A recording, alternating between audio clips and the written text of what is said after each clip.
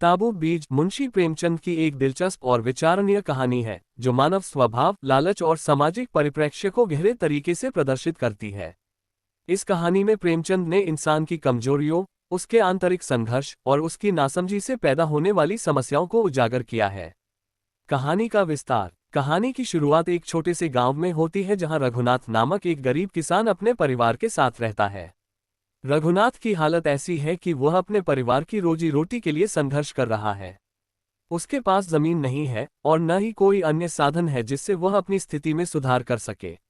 रघुनाथ का जीवन बहुत साधारण है और वह किसी भी प्रकार के भौतिक सुख सुविधाओं से दूर रहता है। एक दिन रघुनाथ जंगल में काम करने जाता है और वहां उसे एक पुराना ताबूत मिल जाता है। ताबूत जंग से जर्जर हो चुका होता है, लेकिन रघुनाथ को ये देखकर अचानक ख्याल आता है कि इसे बेचकर शायद कुछ पैसे मिल जाएं। इस विचार से वह ताबूत को अपने घर ले आता है और उसे साफ करने की कोशिश करता है। ताबूत को साफ करते वक्त रघुनाथ को उसमें एक अजीब सी वस्तु मिलती है जो एक बीज की तरह दिखती है।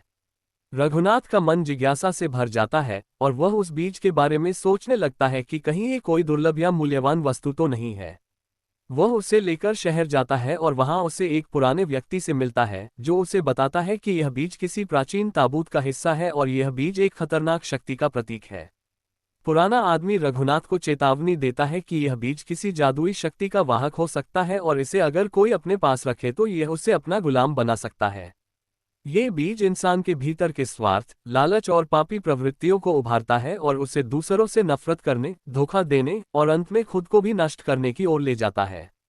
ताबूत बीज का प्रभाव। रघुनाथ को जब ये सारी बातें पता चलती हैं तो उसका मन घबराता है, लेकिन उसे ये भी लगता है कि अगर वह इस बीज का उपयोग अपनी स्थिति सुधारने के लिए कर सकता है तो क्या बुरा है।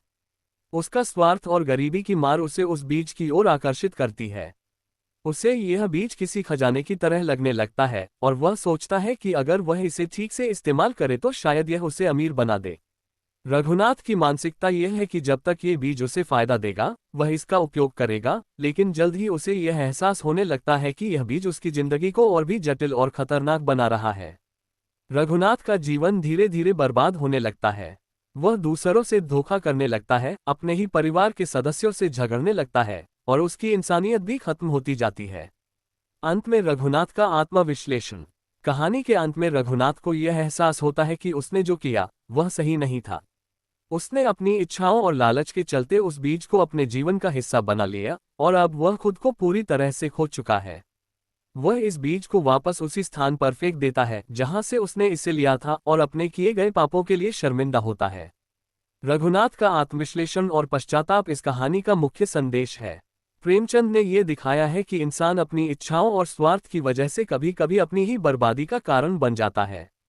सामाजिक और मानसिक संदर्भ। ताबूत बीज सिर्फ एक व्यक्तिगत कहानी नहीं है, बल्कि यह समाज की मानसिकता और उसकी स्थितियों का भी चित्रण है। प्रेमचंद ने यह संदेश दिया है कि अगर इंसान अपनी स्वार्थ, लालच और खुदगर्जी के पीछे दौड़ता है तो उसका और समाज का सर्वनाश हो सकता है।